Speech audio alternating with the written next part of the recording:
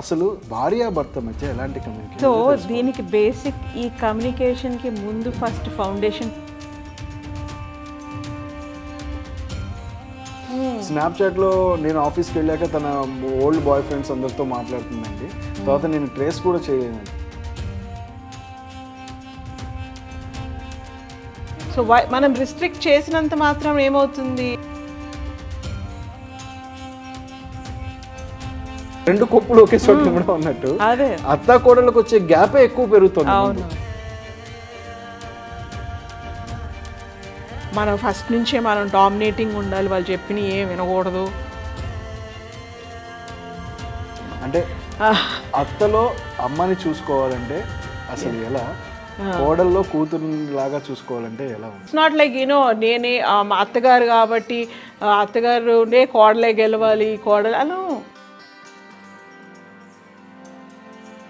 డింగ్స్ అని dual income with no kids. అదే వాళ్ళ ఇండివిజువల్ చాయిస్ అండి.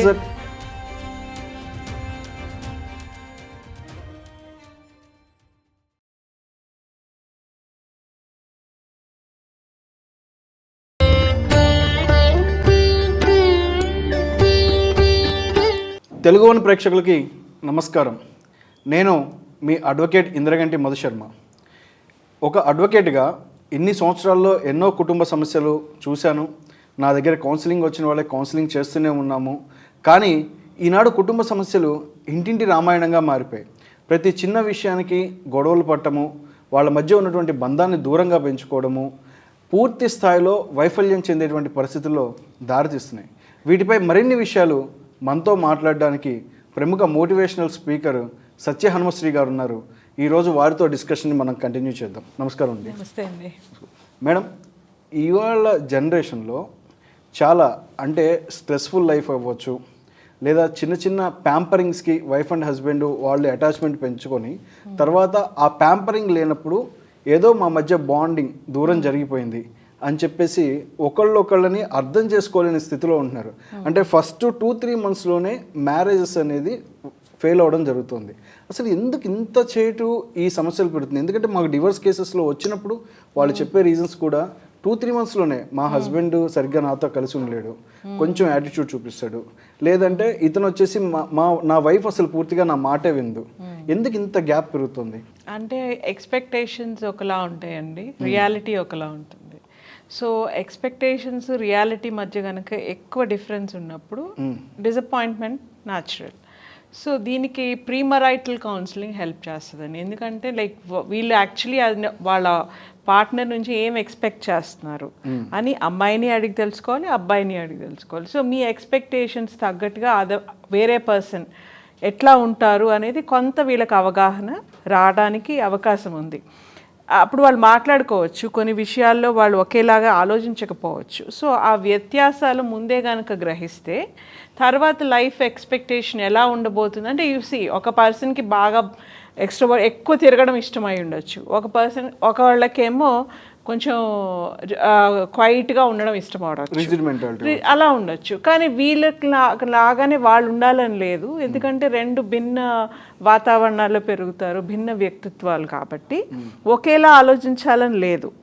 సో ఆ భిన్నత్వంలో కూడా ఎక్కడ ఒకరినొకరు మనం కాంప్లిమెంట్ చేసుకోగలుగుతాము అనేది వాళ్ళు ఆలోచించుకోవాలి. లేకపోతే ఏమవుతుందంటే ఇట్లా చిన్న వాటికి డిసప్పాయింట్మెంట్ ఫేస్ చేసి తర్వాత మళ్ళా ఈ స్ట్రెస్ అంతా గురవ్వకుండా కొంతవరకు దానిని నిరోధించాలంటే ముందే కౌన్సిల్ చేయటం బెటర్. మేడం, ఇప్పుడు మీరు ఇందాక ఒక మాట అన్నారు, ప్రీ మ్యారిటల్ కౌన్సిలింగ్ అనేది ఈజ్ ఎ నెసరీ థింగ్ ఏర్పడుతుంది. అంటే మనకి కొంచెం ఒక 10 years వరకు మనం వెనక్కి వెళ్ళంటే ప్రీ మ్యారిటల్ కౌన్సిలింగ్ అనేది పేరెంట్సే చేసేవాళ్ళు ఆల్మోస్ట్. బట్ ఇవాళ కొంచెం పిల్లలు దూరంగా పెరగడం, హాస్టల్స్ వాతావరణంలో కానీ ఇంటి నుంచి దూరంగా పెరగడంతో అసలు జీవితంలోకి వచ్చే పార్ట్నర్ మీద ఓవర్ ఎక్స్పెక్టేషన్స్ పెరుగుతున్నాయేమో అన్న అనుమానం ఉంది. బట్ కానీ అసలు వీళ్ళు అసలు లైఫ్ పార్ట్నర్ని ఎలా చూస్ చేసుకోవాలి అని చాలా మంది అబ్బాయిలకు కానీ అమ్మాయిలకు కానీ తెలియదు. అంటే అండి ఇదివరకు పేరెంట్స్ చేయటము అనేది దానికంటే ఏమనాలంటే ఒక ప్యాటర్న్ సెట్ చేసిన ప్యాటర్న్లో వెళ్ళిపోయేవారు ఆ జనరేషన్.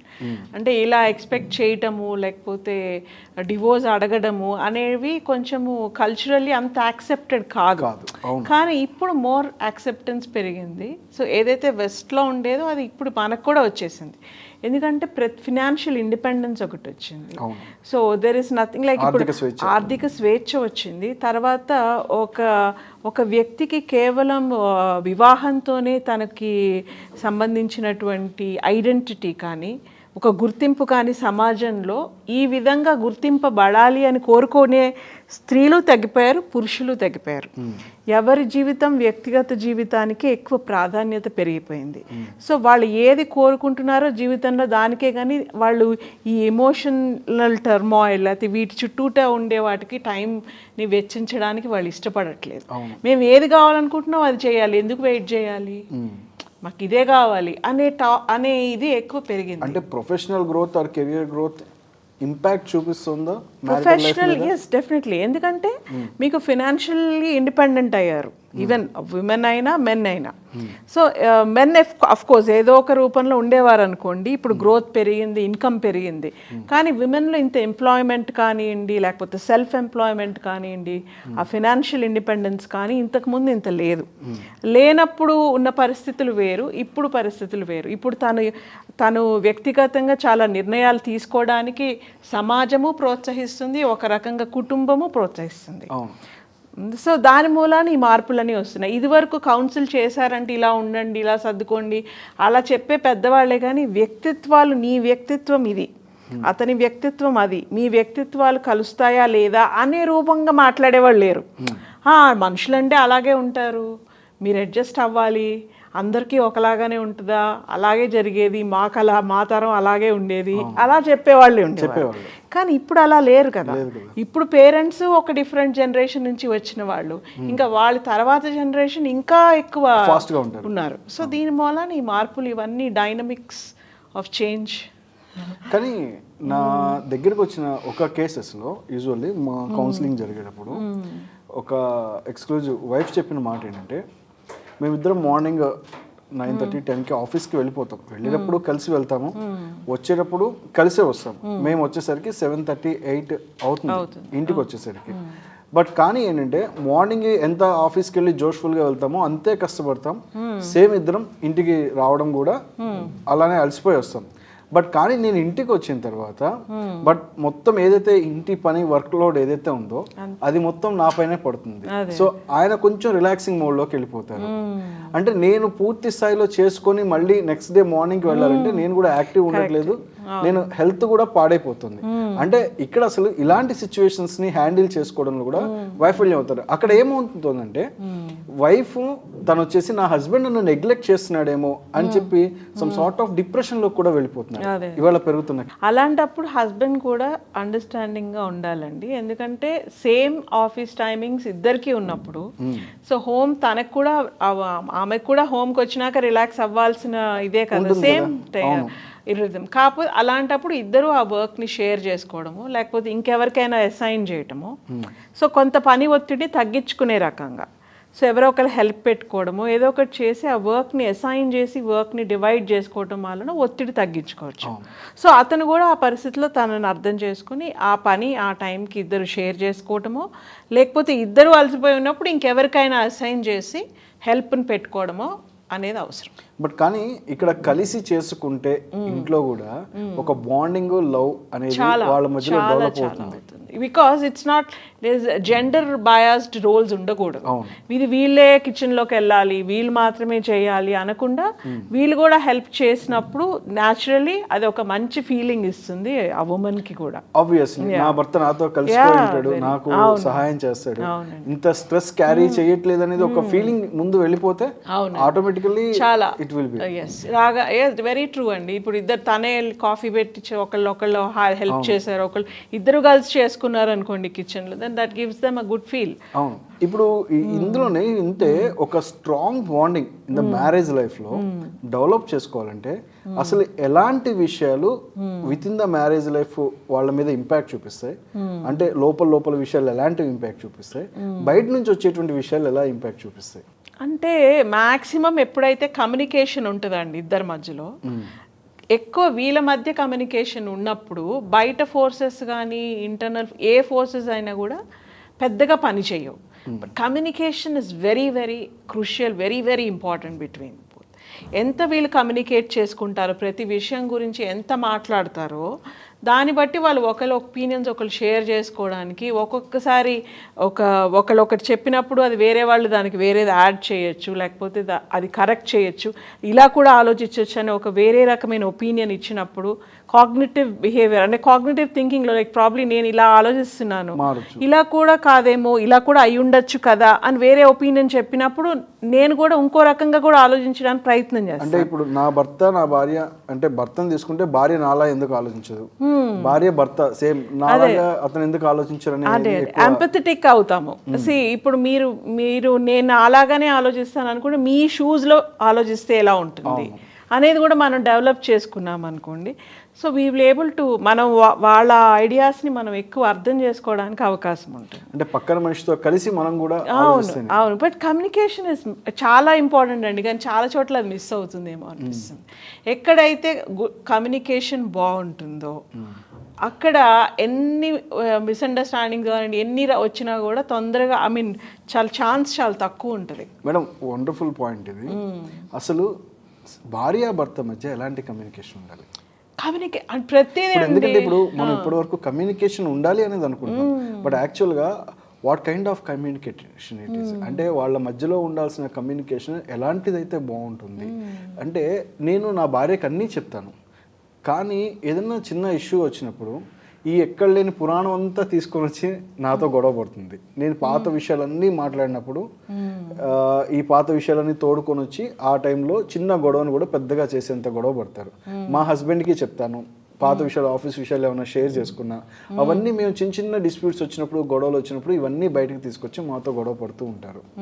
అసలు ఎలాంటి కమ్యూనికేషన్ అంటే వీళ్ళు షేర్ చేసుకునే థింగ్స్ ఎంతవరకు అయి ఉండాలి ఈచ్ అండ్ ఎందుకంటే ఒక ప్రేమ డెవలప్ అవుతుంది, ఒక స్ట్రాంగ్ బాండింగ్ డెవలప్ అవుతుంది, జీవితాంతం కలిసి ఉండాల్సిన వాళ్ళు పూర్తి విషయాలు పంచుకోవాలని అనుకుంటారు, బట్ పంచుకున్న విషయాలు ఎంత ఇంపాక్ట్ చూపిస్తున్నాయి, ఎలాంటి కమ్యూనికేషన్? సో దీనికి బేసిక్ ఈ కమ్యూనికేషన్కి ముందు ఫస్ట్ ఫౌండేషన్ ట్రస్ట్ ఉండాలి. Trust wonderful. You trust and నువ్వు మోస్ట్ ట్రస్ట్ వర్ది ఫ్రెండ్ ఒకళ్ళు అయ్యారు అనుకోండి, ఇంకేమవుతుంది వీళ్ళకి వీళ్ళు వర్క్ ఎన్వైరన్మెంట్లో ఎదురయ్యే ప్రాబ్లమ్స్ వాళ్ళతో ఒకళ్ళు షేర్ చేసుకున్నప్పుడు, ఒకళ్ళు సజెషన్స్ ఒకళ్ళు తీసుకున్నప్పుడు it is like a stress buster.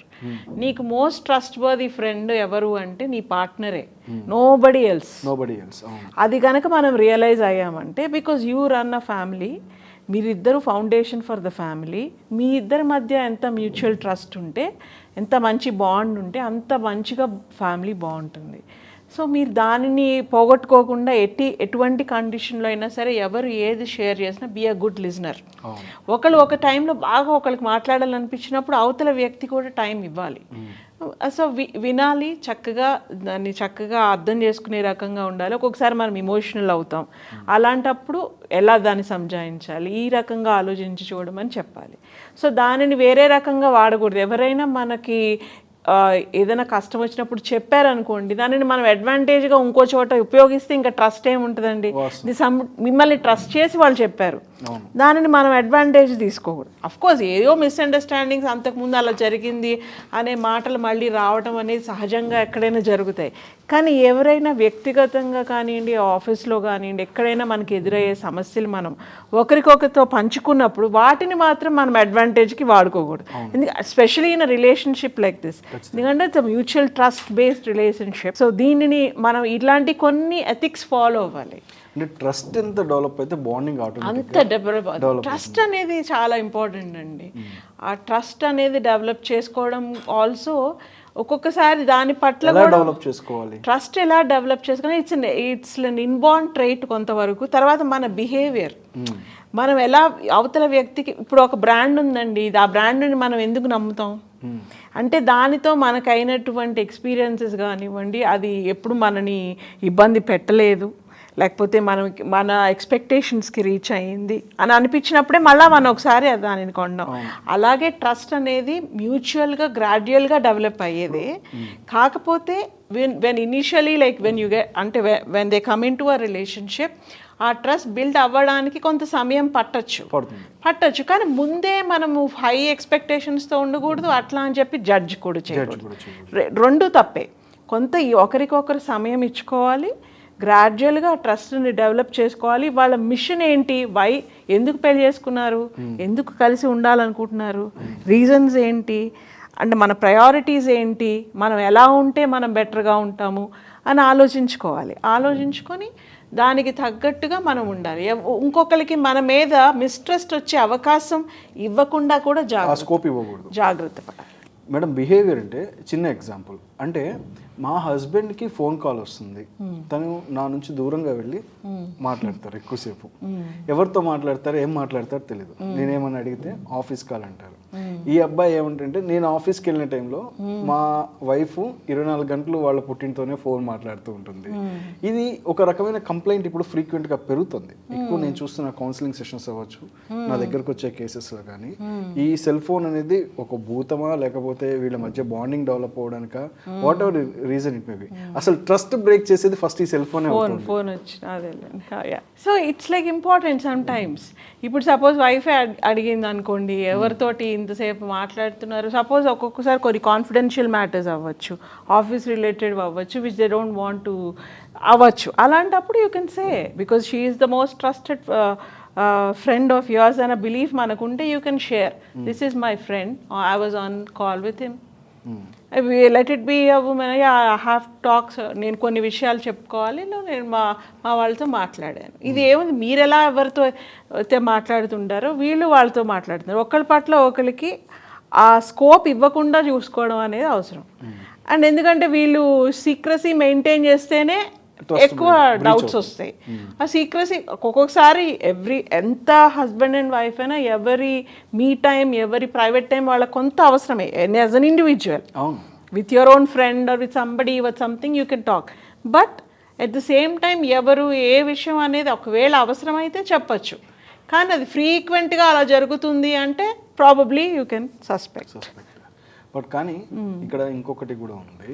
ఇప్పుడు ఇలా ఎప్పుడైతే వీళ్ళు ఫోన్ మాట్లాడడం సపరేట్గా ఒకళ్ళ నుంచి ఒకళ్ళు దూరంగా మాట్లాడడం మొదలు పెడతారో, అక్కడ నుంచి later on the next complaint which is coming to us, next complaint ఏమొస్తుందంటే నా సోషల్ మీడియా ప్లాట్ఫామ్స్ నా స్పౌస్ చెక్ చేస్తుంది. ఐదర్ భర్త అయినా కావచ్చు, భార్య అయినా కావచ్చు. అంటే నా వాట్సాప్ నా భర్త చెక్ చేస్తాడు, లేదా నా భార్య చెక్ చేస్తుంది. నా ఇన్స్టాగ్రామ్ ప్రొఫైల్ నా భర్త చెక్ చేస్తాడు, భార్య చెక్ చేస్తుంది. లేదంటే నా ఫేస్బుక్, రీసెంట్లీ స్నాప్చాట్. ఇప్పుడు స్నాప్చాట్ వచ్చాక నాకు రీసెంట్ గా ఒక కొత్త కేసు, అసలు నేనే ఆశ్చర్యపోయాను. స్నాప్చాట్ లో నేను ఆఫీస్కి వెళ్ళాక తన ఓల్డ్ బాయ్ ఫ్రెండ్స్ అందరితో మాట్లాడుతుందండి. తర్వాత నేను ట్రేస్ కూడా చేయలేను, అది అందులో డిటెక్ట్ కూడా చేయలేను, చాట్ ఉండదు అసలు, ఎవరితో మాట్లాడిందో కూడా తెలియదు. సో ఇంత బిహేవియర్ ఆడ్గా చేస్తున్నారు అని చెప్పేసి వచ్చే కంప్లైంట్ కూడా ఉంది. అంటే next immediately social media platforms checking చేసుకుంటారు. అంటే భార్యాభర్తల మధ్య ఈ సోషల్ మీడియా ప్లాట్ఫామ్స్ చెక్ చేసుకోవడం అనేది బాండింగ్ గా లేకపోతే డౌట్ఫుల్ బాండ్ అంటే ఇట్స్ లైక్ పొసెసివ్నెస్, ఇన్సెక్యూరిటీ, ఎక్కువగా ఓ చేసుకోవడం, నా వాళ్ళు ఇన్సెక్యూరిటీ అవ్వచ్చు, పొసెసివ్నెస్ అవ్వచ్చు, రెండు అవ్వచ్చు, రెండిటి కలిసి ఇవి. యూఆర్ ఇన్సెక్యూర్, వేరే వాళ్ళతో మాట్లాడారు అనుకోండి, ఓల్డ్ ఫ్రెండ్ తో మాట్లాడడం అంటే ఇప్పుడు మీరు ఓల్డ్ ఫ్రెండ్ తో మాట్లాడచ్చు, there is nothing, the world is open, right? You can always converse. వేరే ఏదో ఒకటి, మీరు ఎన్నో విషయాలు ఉన్నాయి ప్రపంచంలో మాట్లాడవలసిన విషయం, మీ చిన్నప్పుడు విషయాలు అవ్వచ్చు, పాలిటిక్స్ అవ్వచ్చు, ఎన్నో అవ్వచ్చు. సో అలా మీరు చాట్ చేయడం అనేది తప్పు, ఎవరితో కమ్యూనికేట్ చేయకుండా ఉండాలని రిస్ట్రిక్ట్ చేయటము తప్పే. అలా అని చెప్పేసి మాట్లాడేది ప్రతిదీ బ్యాడ్ అని ఆలోచించడము తప్పే. సో ఏదైనా ఉంటే be open and don't suspect people in that way. ఇది ఎందుకు వస్తుంది ఎక్కువ? వెన్ దెర్ ఇస్ ఇన్సెక్యూరిటీ ఉండి, ఎందుకు వై అంటే ఐఎమ్ నాట్, అంటే నేను కరెక్ట్గా లేనా, మా రిలేషన్షిప్ కరెక్ట్గా లేదా, లేకపోతే మనం ఇద్దరికి ఇనఫ్ టైం ఇవ్వట్లేదా అని ఎప్పుడైతే ఈ ఇన్సెక్యూరిటీస్ ఉంటాయో, వేరే వాళ్ళతో స్పెండ్ చేస్తున్నారు అనేటప్పుడు వీళ్ళకి ప్రాబ్లమ్స్ వస్తుంటాయి. సో దానికి మీరు you can be open, you can talk, అలా చెప్పేస్తే నేను వీళ్ళతో మాట్లాడుతున్నాను, ఇది మాట్లాడుతున్నాను అని చెప్పు. Be open, transparent. మీరు హస్బెండ్కి దగ్గర వైఫ్ అలాగే అడగేటట్టుగా ఉండాలి. Husband, it's not that men అంటే వాళ్ళు నోబడి మా ఇష్టం అన్నట్టు కాదు. విమెన్ అంటే షీ షుడ్ బి అలా ఉండాలి, చూపించాలి తను అలా transparent. Both genders same thing should apply. But కానీ ఇక్కడ ఈ మధ్య అంటే ఇంకొకటి కూడా కొన్ని నాకు ఎక్కువ చెప్పే వాటిలో, నా భర్త నన్ను సోషల్ మీడియా ప్లాట్ఫామ్స్ వాడకుండా రెస్ట్రిక్ట్ చేస్తారు. అంటే I'm not suppose to use, నేను ఫేస్బుక్ వాడకూడదు, ఇన్స్టాగ్రామ్ వాడకూడదు, రీల్స్ చూడకూడదు, వీటిలో ఎక్కువ ఇన్వాల్వ్ అవ్వకూడదు. సో ఎక్కువ రెస్ట్రిక్ట్ చేస్తారు ఇలా. సో ఇలా రెస్ట్రిక్ట్ చేయడం వల్ల కూడా నా మీద అనుమానమా లేకపోతే అసలు ప్రేమ లేదా? ఎందుకు నేను అవి చూసినా ఇన్ కేస్ నేను ఆయనతోటి ఆయనకి ఏం కావాలో అన్నీ నేను అరేంజ్ చేస్తున్నాను నా భర్తకి, ఆయన్ని ఎంత మంచిగా చూసుకోవాలో అంత మంచిగా చూసుకుంటాను. నన్ను ఎందుకు ఇంత రెస్ట్రిక్ట్ చేయాలి? That is wrong. అది ఇండివిజువల్ ఫ్రీడమ్ని రిస్ట్రిక్ట్ చేయడం కదండి. You have no right to do that. అవును. సో అది అందరికీ open, social media it's open for everyone. So దానిని మనము చాలా ఉపయోగకరంగాను వాడుకోవచ్చు, బ్యాడ్గాను వెళ్ళొచ్చు. సో ఉపయోగకరంగా వాళ్ళు వాడుకున్నంత కాలం that is good enough. So మనం రిస్ట్రిక్ట్ చేసినంత మాత్రం ఏమవుతుంది, వాళ్ళకి ఇంకా మిస్ అవుతున్న ఫీలింగ్ ఎక్కువ అవుతుంది. లెట్ దెమ్ సీ, అందరినీ ఉండనివ్వండి, అందరిలానే ఉండాలి అందరు. మనం ఎవరిని ఒక పర్మిట్ చేయకుండా ఉండడం అంటే అది ఏమవుతుంది, ownership. You are not dictating somebody, you don't own her, right? There should be mutual respect between both of them. So you cannot say that you can't use, you can't do. అప్పుడు ఏమవుతుందంటే మీరు అనవసరంగా ఆమెను instigate చేసినట్టే అవుతుంది, that you are restricting her అని feeling వస్తుంది. You be open, you give her enough space, then naturally ఏమన్నా అయినా కూడా she'll always come back to you and she will be with you. అక్కడ అంటే నా భర్త నా వాడు కాదా అనే భావనలోకి తీసుకెళ్లేటువంటి అవకాశం కూడా ఉంది కదా. ఎందుకండి అట్లా? అంటే అసలు ఇంత రెస్ట్రిక్ట్ చేస్తే, అసలు నన్ను ఇంత కంట్రోల్లో పెడుతుంటే, అసలు నా మనిషి అనుకుంటే నన్ను పెట్టడు. అఫ్ కోర్స్ అంతే కదండి. ఇప్పుడు మీరు ఓనర్ అవ్వదలుచుకున్నారా లేకపోతే ఆమెకి కంపానియన్ అవ్వదలుచుకున్నారా? ఇఫ్ యూ కంపానియన్ గా ఉండాలంటే మీరు రిస్ట్రిక్ట్ చేయకూడదు. నేను ఓన్ చేస్తాను ఆమెని, ఓనరు ఒక స్లేవ్ లాగా చూస్తేనే మీరు ఇది చేయాలి అది చేయాలి. బికాజ్ వాళ్ళు మేజర్స్, వాళ్ళు కూడా మీకు ఎలాంటి రైట్స్ ఉన్నాయి, ఆమెకి అలాంటి రైట్సే ఉన్నాయి. అలా నువ్వు అవన్నీ లేకుండా ఉంటేనే నువ్వు నాకు విధేయురాలైన భార్యవి అనుకుంటే ఈ రోజుల్లో ఇంకా దానికంటే తప్పులేదు. లెట్ దెమ్, వాళ్ళని కూడా ఎక్స్పోజ్ అవ్వనివ్వండి, వీళ్ళని చూడనివ్వండి. ఇద్దరు కలిసి అందులో జరిగే విచిత్రాలు గురించి మాట్లాడుకొని నవ్వుకోండి హ్యాపీగా. That's the way how world should be. అంతేగాని నువ్వు అది చేయకు, దాంట్లో ఏదో బ్యాడ్ ఉందని ముందే యాంటిసిపేట్ చేస్తే వాళ్ళు ఎక్స్పీరియన్స్ చేయనివ్వండి, అది లెట్ దెమ్ ఎక్స్పీరియన్స్. ఇదే ఇప్పుడు నా దగ్గరికి ఒక జస్ట్ వాళ్ళకి మ్యారేజ్ ఆల్మోస్ట్ ఒక 3-4 months అయింది. వాళ్ళు కౌన్సిలింగ్ సెషన్కి వచ్చారు. అసలు అప్పటికే వాళ్ళు విడిపోదాం, బ్రేక్ అయిపోదాం అన్న రేంజ్లోకి వచ్చి divorce they want to file it both of 3-4 monthsకే. బట్ వచ్చినప్పుడు నాకు చెప్పింది ఏంటంటే అమ్మాయి, నేను సపరేట్గా వాళ్ళతో మాట్లాడినప్పుడు వైఫ్తో కొంత టైం స్పెండ్ చేసి మాట్లాడాను, హస్బెండ్తో టైం స్పెండ్ చేసి మాట్లాడాను. అమ్మాయి చెప్పింది ఏంటంటే, నాకు మా అత్తగారిల్లు ఒక ట్యూషన్ పాయింట్ లాగా తయారైంది. ప్రతి చిన్న విషయానికి దే ఆర్ ట్యూటరింగ్ మీ, అంటే ఒక ట్యూషన్ టీచర్స్ లాగా నాకు కనిపిస్తున్నారు తప్ప నాకు అత్త మామలు, నా హస్బెండ్ అనే భావజాలం నేను మిస్ అవుతున్నాను. ఎందుకంటే నేను ఇప్పుడు రీసెంట్లీ మ్యారీడ్, సరదాగా భర్తతో బయటకు వెళ్తాము, 4 సార్లు తిరిగి వస్తాం, ఉంటాము, లేదు తెలియదు అనుకుంటే చిన్న విషయాలు నేర్చుకుంటాము. బట్ ప్రతిదీ నాకేదో ఒక అత్తగారి అంటే ఒక ట్యూషన్ పాయింట్ అన్న ఫీలింగ్ వచ్చింది, కానీ నా ఇల్లు అనేది నేను ఓన్ చేసుకోలేకపోతున్నాను అన్న అమ్మాయి చెప్పింది. అసలు ఇది వాళ్ళు తీసుకోలేకపోతున్నారా లేకపోతే అలా బిహేవ్ చేస్తున్నారు? లేదు అండి, అంటే అలా తనకు అనిపించింది. అంటే తను ఎలా ఉందో అలా, తన పద్ధతులు ఎలా ఉన్నాయో అలా వీళ్ళు యాక్సెప్ట్ చేయకుండా ప్రతిదానికి కరెక్ట్ చేశారనుకోండి. సో మనం సజెషన్ ఇవ్వచ్చు, కానీ సజెషన్ ఇచ్చే దాంట్లో కూడా మనం ఇదే కరెక్ట్ అన్నట్టుగా చెప్పకూడదు. ఇప్పుడు తనకు ఒక రకంగా ప్రాబబ్లీ ఒక రెసిపీయే అవ్వచ్చు, లేకపోతే తనకి ఇంట్లోకి సంబంధించింది అవ్వచ్చు, తన వ్యక్తిగతమైనవి అవ్వచ్చు, ఏదైనా తనకు ఒక విధానం అలవాటై ఉంటుంది. సట్స్ హర్ వే. నువ్వు సరదాగా మాట్లాడచ్చు, ఓకే నువ్వు ఇలా చేస్తావా, నేను ఇలా చేస్తాను, ఇలా కూడా చేయొచ్చు, ఇది కూడా బాగుంది, కానీ ఇలా ఒక్కసారి నేను ఇలా ట్రై చేశాను, ఇట్లా ట్రై చేసి చూడు, నీకు ఏది నచ్చితే అది అని, ఇది కూడా బాగుంది అని ఫస్ట్ ఆఫ్ ఆల్ ఆ అమ్మాయి పద్ధతిని మీరు ఫస్ట్ అప్రిషియేట్ చేయాలి. నువ్వు ఇలా చేస్తావా, ఇది కూడా బాగుంది, షార్ట్ కట్టో లేకపోతే ఎలాగో, అయితే నేను ఇలా చేస్తాను, లేకపోతే ఇది నీకు ఎక్కువ టైం పడుతుంది, ఇలా చేయకూడదా, ఒకసారి ట్రై చేయి, బట్ నీ ఇష్టం, నీకు ఏది కంఫర్టబుల్ అయితే అది. అలా యూ గివ్ హర్ స్పేస్. ఆ స్పేస్ ఇచ్చినప్పుడు వాళ్ళు ఏమవుతారంటే అందులో వాళ్ళు ఇమిడిపోవడానికి ఈజీగా ఉంటుంది. లేదు ఇదేం పద్ధతి, ఇలా చేయకూడదు, అయ్యో ఇలాగా ఇది కరెక్ట్ అంటే, like don't give them a feeling అంటే వాళ్ళకి ఏమి రాదు, వాళ్ళకి ఏమీ తెలియదు అన్నది చేయాలి. ఎప్పుడు ఎవరికి ఆ ఫీలింగ్ తేయకూడదు. ఎందుకంటే వాళ్ళు ఒక రకంగా బ్రాటప్ అవుతారు. సో వాళ్ళని మీరు యాక్సెప్ట్ చేస్తూనే ఒక సజెషన్ ఇవ్వచ్చు. ఇట్ అప్లైస్ ఎవ్రీవేర్ అండి, even in an office.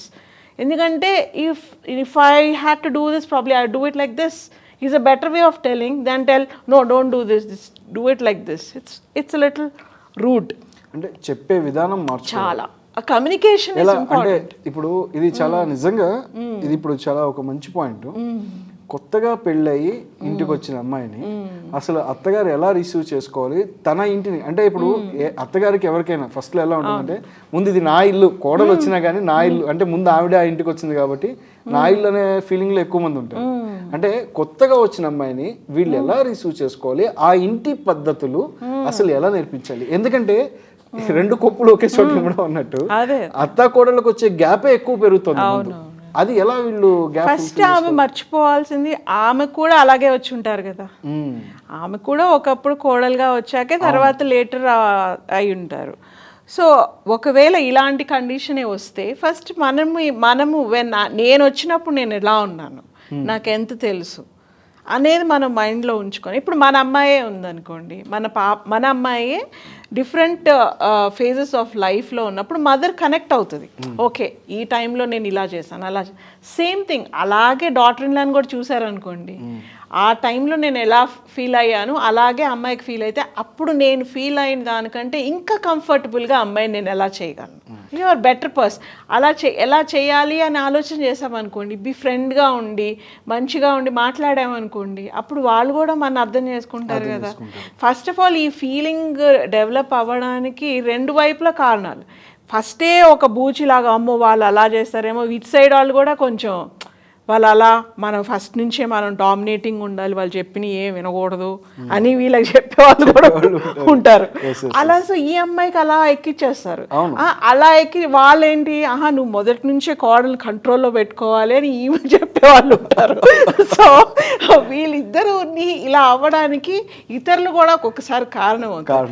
So వాళ్ళందరినీ పక్కన పెట్టేసి నా కొడుకుకి నేను ఒక మంచి స్కూల్, మంచి కాలేజ్, మంచి అన్నీ ఎలా అయితే నేను చూశానో, ఒక మంచి లైఫ్ పార్ట్నర్ వాళ్ళ లైఫ్ బాగుండాలి అంటే నేను వాళ్ళతో ఉన్నదాన్ని బట్టి it is definitely going to complement his life. So దానికి మనం నేనేం చేయగలను అనేది కూడా మనం ఆలోచించుకున్నాం అనుకోండి, మనం అంత ఇదిగా ఉండం. కాకపోతే వీళ్ళు ఎంత చేసినా సరే అవతల నుంచి కనుక వాళ్ళకి అట్లాంటి నెగిటివ్ ఇది వచ్చినప్పుడు కొంచెం సిచ్యువేషన్ టఫ్ అవుతుంది. సో అలాంటప్పుడు ఈమె కానివ్వండి వాళ్ళ మదర్ కానివ్వండి బెస్ట్ మంచి ఫ్రెండ్స్ అయ్యి ఇలా మనం ఒక ఫ్రిక్షన్ లేని ఎన్వైరన్మెంట్ క్రియేట్ చేసుకుందాం అని కనుక డిసైడ్ అయ్యారనుకోండి, అనవసరపు ఈగోస్కి వద్దండి. Let us create a good friendly warm environment. But కానీ ఇక్కడ ఎక్కువ శాతం ఏమవుతుందంటే ఈ అత్తగారు ఎవరైతే ఉన్నారో, నాకు మా అత్తగారు ఇలానే చెప్పారు, నేను నా కాపురం ఇలానే చేశాను నేను, సో ఇలా మంచిగా ఇన్ని సంవత్సరాలు నేను ఈ కుటుంబాన్ని లాక్కొని వచ్చాను అని చెప్పి ఈ అమ్మాయికి చెప్పడం ఎప్పుడైతే మొదలు పెడుతుందో, వీళ్ళు ఎలాంటి మైండ్ సెట్లోకి వెళ్తున్నారంటే ఇది అప్పటికి సెట్ అయింది, బట్ కానీ ఇప్పుడు ఇలా చేసుకుంటూ వెళ్తే సెట్ అవుతుందా, నా ఒపీనియన్ కూడా తీసుకోవట్లేదు కదా అనే భావజాలంలోకి వెళ్ళిపోతున్నారు. అదే ఇది ఏంటంటే ఈగో డిస్ప్లేస్మెంట్ అంటారు చూడండి. బికాస్ నేను ఒక చోట నేను విన్నాను, సో ఇప్పుడు నేను అధికారం తీసుకొని నేను అలాగే ఒకరిని కమాండ్ చేయాలి. ఇది ఒక చాలా ఏమనాలంటే చాలా ఒక నీచమైన ఆలోచన. ఎందుకో నువ్వు ఏదైతే ఇదయ్యావో, నీకు ఏదైతే నచ్చలేదో ఆ నచ్చనిది మళ్ళీ ఇంకొకరి మీద ఎందుకు చేయాలి? You be better person. నువ్వు అలా ఎందుకు, నువ్వు అప్పుడు సఫర్ అయ్యావు కాబట్టి ఇప్పుడు నువ్వు కూడా అలాగే ఉండాలి అనేది చాలా నీచమైన ఆలోచన. మనకి ఏం చెప్తుందండి, అన్ని మంచి గ్రంథాలు మనకి ఏం చెప్తాయి, మనం ఎలాగ ట్రీట్ చేస్తే సంతోషంగా ఉంటాము అదే విధంగా ఇతరుల్ని ట్రీట్ చేయమనే కదా చెప్తుంది. మరి మనం అలా ఎందుకు మనం ఇంకెందుకు ఈ పూజలు చేసినా ఇవన్నీ చేసినా మనం ఇది కదా ఇన్కార్పొరేట్ చేసుకోవాలి మన థాట్స్. మనకి ఏది బాగుందో ఇతరులకు కూడా మనం ఆ ఫీలింగ్ ఇవ్వాలి. ఇద్దాం, మంచిది కదా. అంటే అనాదిగా అత్తలు కోడలు అదే అండి, అదే బట్ అది కూడా ఇప్పుడు నాట్ రియలీ కరెక్ట్ అండి. ఇప్పుడు ఇంకా మదర్ ఇన్ లాసే అలా చేస్తున్నారని లేదు, both sides of the coin. There are people వీళ్ళు ఇదిగా ఉన్నా సరే వీళ్ళని ఓన్లీ ఎక్స్ప్లాయిటేటివ్ మోడ్లోనే చూద్దాము అని అవతల సైడ్ నుంచి వీళ్ళకి కొంచెం అలాంటి ఐడియాస్ ఇచ్చేవాళ్ళు ఉండడం మదర్స్, అలాంటివి కూడా వింటున్నాం. అంటే అత్తలో అమ్మని చూసుకోవాలంటే అసలు ఎలా కోడల్లో కూతురు లాగా చూసుకోవాలంటే ఎలా ఉండాలి అంటే ఏం లేదండి, అది it is basic communication and basic thought process అండి. ఫస్ట్ మనం ఒకరు ఎవరైనా కానివ్వండి, కొడుకు అవనివ్వండి, అల్లుడు అవనివ్వండి, మనం ఒకటే అని ఆలోచన, కూతురు కోడలు ఒకటే అనే థాట్ మనకి వచ్చినప్పుడు అలాంటి డిఫరెన్స్ రాదు. ఎందుకంటే ఆ అమ్మాయి కూడా మన అమ్మాయి లాగానే, ఆ అబ్బాయి కూడా మన అబ్బాయి లాగానే అని మనం ఎందుకు ఆలోచించాం? మన ఆలోచన విధానమేనండి, మన పర్సెప్షన్ బేసిక్గా. మనం ఎందుకంటే వేరుగా చూడాలి అని ఎందుకు అనుకుంటాం? మనం యాక్సెప్ట్ చేసామనుకోండి ఆ వ్యక్తిని, వాళ్ళకి ఒక మంచి ఫీల్ని ఇచ్చామనుకోండి, వాళ్ళు కూడా ఇస్తారు వెనక్కి. అవును. కానీ మనం ఆ ప్రయత్నం చేయము. ఇది ఎందుకు, ఇదేదో డామినేటింగ్గా ఉండాలి అనే థాట్ ప్రాసెస్ ఏదైతే ఉందో అదే తప్పు. అంతే కదా. అది ఎక్కడి నుంచి వచ్చిందో తెలియదండి, దాని రూట్స్ ఎక్కడ ఉన్నాయో తెలియదు. కానీ ఇప్పుడు ఎడ్యుకేట్ దాని రూట్స్ అంటే మేల్ డామినేటెడ్ సొసైటీ వల్ల ఇలా తయారయ్యారా? అంటే ఈ అత్తగారికి భర్త ఉంటాడు, తన అత్తమామలు భర్త చెప్పినట్టుగానే తను వింటూ వచ్చింది ఇన్ని రోజులు. సో ఇప్పుడు కూడా కోడల మీద అదే రుద్దపడుతుంది. అంటే దీన్ని ఎక్కువ శాతం చాలా మంది నాతో కౌన్సిలర్స్ ఇంటరాక్ట్ అయింది కానీ మాట్లాడింది కానీ it's like a male dominated society అంటారు. బట్ ఇవాళ రోజుల్లో అది చూస్తే అదేం పెద్దగా లేదండి. అసలు మేల్ డామినేషనే ఉందని లేదు, లేకపోతే అత్తగారే డామినేట్ చేసి, బికాస్ చేంజ్ అయ్యింది చాలా వరకు. ఈ 20 years నుంచి different changes, different environments, different cases చూస్తున్నాం. కాకపోతే ఏం లేదండి, మెయిన్ ఇతరులకి స్పేస్ ఇవ్వడము, ఇతర మనిషిని కూడా తన వ్యక్తిత్వాన్ని కూడా గౌరవించటం, లేకపోతే దానికి కూడా ప్రాధాన్యత ఇవ్వటం. సో దెన్ కంఫర్ట్ ఉంటుంది కదండి. ఎప్పుడైనా ఇప్పుడు మీరు ఇప్పుడు ఆ అమ్మాయి అన్నట్టు నాకు ఎప్పుడూ ఆ ట్యూటరింగ్ పాయింట్ అయిపోయింది అన్నట్టు చెప్పకుండా, ఇప్పుడు వీళ్ళకి తెలిసినవి కొన్ని, వీళ్ళకి తెలవనివి కొన్ని అమ్మాయి బెటర్గా ఉండుండొచ్చు. ఫస్ట్ వాటిని అప్రిషియేట్ చేయండి. ఎవరికైనా మనం ఏదైనా చెప్పాలంటే ఫస్ట్ వాళ్ళల్లో ఏముంది, వాళ్ళు ఏది బెటర్గా ఉన్నారు ఫస్ట్ అప్రిషియేట్ చేసి win their heart. You appreciate something. వాళ్ళని గెలుచుకోండి. గెలుచుకున్నాక మీరు ఏదన్నా చెప్పండి. మీరు ఫస్టే ఇది ఒక క్లాస్కి వచ్చినట్టుగా అన్ని విషయాలు నీకు ఏమీ తెలీదు అన్న ఫీలింగ్లో మన ఆత్మన్యూన్యతలోకి నెట్టకుండా మీరు అంటే ఇక్కడ కోడలు హృదయం అత్తగారు గెలవాలా, అత్తగారి హృదయాన్ని ఇద్దరు పరస్పరం ఒకరి హృదయాన్ని ఒకరు గెలవాలి. ఇద్దరి బాధ్యత అది. సో ఇద్దరి బాధ్యత. ఇట్స్ నాట్ లైక్ నేనే మా అత్తగారు కాబట్టి అత్తగారునే కోడలే గెలవాలి, కోడలు అలా కాదు. అది మీకు రెస్పెక్ట్తో కాదు, ఎవరైనా ప్రేమతో మీకు చేయాలి అంటే అదేదో ఒక బాధ్యతగా, ఒక మొక్కుబడిగా చేయకూడదు. మీ పట్ల కూడా అదే ప్రేమ భావం కలగాలంటే మీరు కూడా ప్రేమ చూపించాలి. మీరు ఎంత ప్రేమ చూపిస్తారో అంత ప్రేమ వెనక్కి వస్తుంది. మీరు చూపించిన వాళ్ళు వేరుగా ఉన్నారంటే దెన్ లీవ్ ఇట్, అది కర్మ, వదిలేసేయండి. కానీ ప్రయత్నం అయితే అందరూ చేయాలి. అందరికీ ప్రయత్నం ఒక్కొక్కసారి అది విఫలం అవ్వచ్చు, సఫలం అవ్వచ్చు, కానీ ప్రయత్నం మాత్రం చేయాలి. అంటే కొత్తగా పెళ్ళై అత్తగారింటికి వచ్చే అమ్మాయి ఎక్కువ శాతం మా అత్తగారు కూడా మా అమ్మలా ఉంటారా లేదా, సేమ్ ఇప్పుడు అమ్మ అంటే నాకు బాగాలేదు అనుకున్నప్పుడు ఇంట్లో కలిపి అన్నం పెడుతుంది. ఏది ఈ అమ్మాయికి 25 ఏళ్ళు వచ్చినా 24 ఏళ్ళు వచ్చినా చిన్నపిల్లలానే చూసుకుంది, చేశారు అనుకుంటారు. సో మా అమ్మలానే మా అత్తగారు ఉంటారు అనే ఎక్స్పెక్టేషన్స్ తోటి చాలా మంది వస్తూ ఉంటారు. అక్కడ అత్తగారికి అమ్మగారికి వాళ్ళకు ఉన్నటువంటి అంటే అది మ్యాచ్ అవ్వకపోవడం ఎక్కువ ఇవాళ రిలేషన్స్ కూడా డ్యామేజ్ చేస్తుంది. ఒక గుడ్ ఫ్యామిలీ సిస్టమ్ డ్యామేజ్ చేస్తుందేమో అనిపిస్తుంది. అదేలేండి, అంటే ఎక్స్పెక్టేషన్స్ అంతే. వీళ్ళంటే ఇలాగే ఉండాలి, వీళ్ళు ఇలాగా అణిగిమణి ఉండాలి, లేకపోతే వీళ్ళు ఇలాగే. ఇట్స్ నాట్ లైక్ ఇదేంటంటే it's not a role like ఒకళ్ళు హై ఒకళ్ళు లో అలా కాకుండా ఒక మ్యూచువల్ రెస్పెక్ట్, మ్యూచువల్ కంపాషన్, ఒక అండర్స్టాండింగ్ డెవలప్ చేసే ఎన్వైర్న్మెంట్ క్రియేట్ చేసుకోవడంలో అందరిది బాధ్యత. దీంట్లో మెయిన్ కమ్యూనికేషన్ అండి. కాకపోతే కొంతమంది ఏంటంటే చాలా ఎంతసేపు ఈ పనులు, ఈ గొడవలు, తర్వాత ఈ ఇంట్లోనే ఉండిపోతారు, లేకపోతే అవతల వాళ్ళు చెప్పిన దాన్ని బట్టి వాళ్ళ బిహేవియర్ ఉంటుంది. చాలా మందిలో కమ్యూనికేషన్ లోపం ఉంటుందండి. వాళ్ళు ఎలా దానిని వ్యక్తపరచాలి అనే విషయం తెలియదు. ఆ వ్యక్తపరిచే జ్ఞానం కనుక కరెక్ట్గా ఉంటే, ఎలా చెప్పాలి అవతలి వ్యక్తికి మనం అర్థమయ్యే రీతిలో ఎలా చెప్పాలి అన్న విషయం పట్ల కొంత అవగాహన గనక పెంచుకుంటే, స్పెషలీ కొంతమంది లేడీస్ అస్సలు పట్టించుకోరు, ఎలా మాట్లాడుతున్నావు అనేది దాని పైన మనం దానిపై శ్రద్ధ పెట్టరు, ఏదో మాట్లాడేస్తూ ఉంటారు. ఇది నేను కూడా నా దగ్గరికి వచ్చిన వాటిలో నేను కూడా విన్నాను. మా అత్తగారు చాలా మంచివాళ్ళు అండి, కానీ ఏదైనా చెప్పాలంటే చాలా హార్ష్గా చెప్తారు.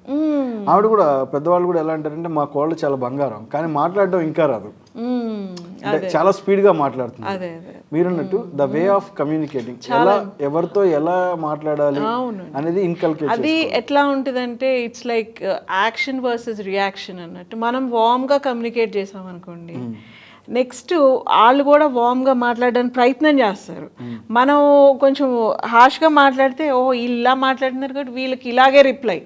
సో ఇట్ ఈస్ లైక్ ఎప్పుడూ కూడా అది ఎలా మనం ఏం ఎక్స్పెక్ట్ చేస్తున్నాము అనే విధంగా మనం మాట్లాడామంటే అవతల వ్యక్తిలో కూడా మార్పు తీసుకురావడానికి అవకాశం ఉంది. కానీ బట్ ఎవరి పార్ట్ వాళ్ళు కరెక్ట్గా చేశారనుకోండి ఇంకా ప్రాబ్లం లేదు. ఇప్పుడు మెన్ అనుకోండి, బికాజ్ అంటే ఇంతకు ముందు జనరేషన్స్ అంతే, బికాజ్ వర్క్ ఎన్వైరన్మెంట్ ఉంటుంది, సో చాలామందితో ఇంటరాక్షన్ ఉంటుంది కాబట్టి కమ్యూనికేషన్ని ఎలా చెప్పాలి అనే దాన్ని బట్టి కొంత శ్రద్ధ పెట్టేవారు.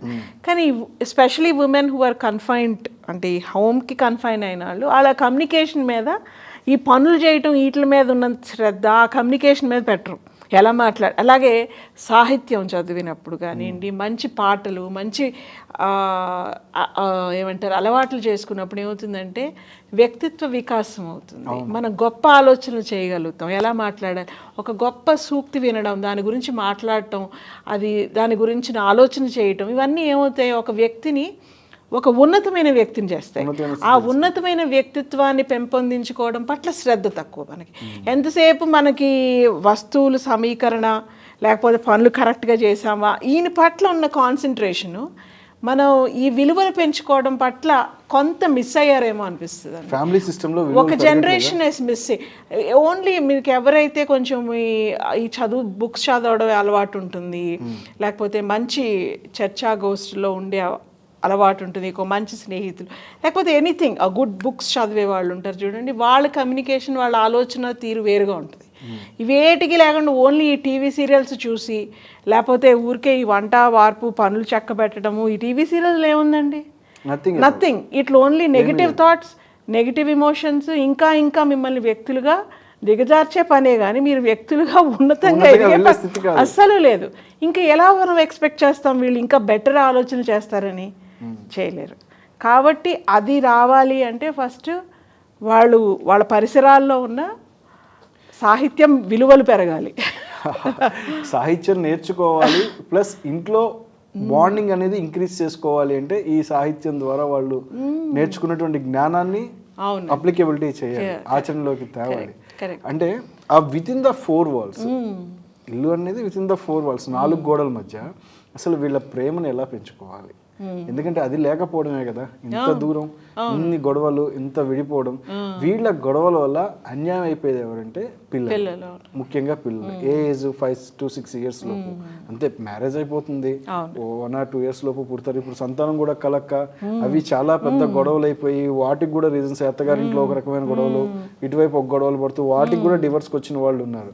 బట్ కానీ ఒక పిల్లలు 5-6 ఏళ్ళు వచ్చేసరికి వాళ్ళ నుంచి వీళ్ళిద్దరూ విడిపోయి వాళ్ళని సింగిల్ పేరెంట్గా చేసి, అంటే వాళ్ళు పెరగడమే సింగిల్ పేరెంటింగ్లో పెరిగేలా చేస్తూ, ఆ పెరిగేటప్పుడు మీ నాన్న ఇలాంటి వాడు, నేను అందుకే దూరంగా వచ్చా, లేదు తండ్రి దగ్గర పెడుతున్నారంటే మీ అమ్మ ఇలాంటిది అందుకని దూరంగా వచ్చా. ముందు చిన్నప్పటి నుంచి వాళ్ళ పెంచడమే తల్లిదండ్రులు ఒకళ్ళ మీద నెగిటివ్గా వాళ్ళని వీళ్ళకి ప్రొజెక్ట్ చేసి పెంచుతూ ఉన్నారు. దానివల్ల పిల్లలు అసలు ఎంత పాడైపోతారు. అంతటికీ మూలం భావదారిద్ర్యం అనిపిస్తుంది నాకైతే. అంటే మన భావాల్లోనే ఏదో ఒక లోపం ఉంది. అంటే అసలు చూడండి, ఆ ఫ్యామిలీ అనే దాంట్లోనే ఒక మంచి స్టోరీ అవ్వచ్చు, ఒక మంచి సంఘటన అవ్వచ్చు, మీకు ఏదైనా నచ్చిన విషయం అవ్వచ్చు, దాన్ని మీరు ఇంట్లో మాట్లాడారు అనుకోండి, డైనింగ్ టేబుల్, పిల్లలు కూడా వినాలి, తల్లిదండ్రులు మాట్లాడుకోవాలి. అలాంటి విషయాలు మనం చర్చించినప్పుడు, లేకపోతే మంచి పురాణాల్లోంచి స్టోరీస్ తీసుకోవచ్చు, లేదా హిస్టరీలోంచి తీసుకోవచ్చు. మీ పిల్లల లెసన్ బుక్లో ఒక విషయం ఏదైనా వచ్చిందను, దానిని ఫ్యామిలీ అంతా డిస్కస్ చేయండి. అప్పుడు వాళ్ళు కనెక్ట్ అవుతారు, దాంట్లోంచి ఉదాహరణలు తీసుకుంటారు, లైఫ్కి అన్వయించుకోవడం అలవాటు అవుతుంది. అన్నీ చెప్పాలండి, అన్ని కథల గురించి చెప్పాలి, వాళ్ళని చదివేటట్టుగా ప్రోత్సహించాలి. ఎంతసేపు అంటే ఇది చాలా ఇంపార్టెంట్ అండి, ఒక వ్యక్తిత్వ నిర్మాణంలో ఇవన్నీ కీలకమైన పనులు.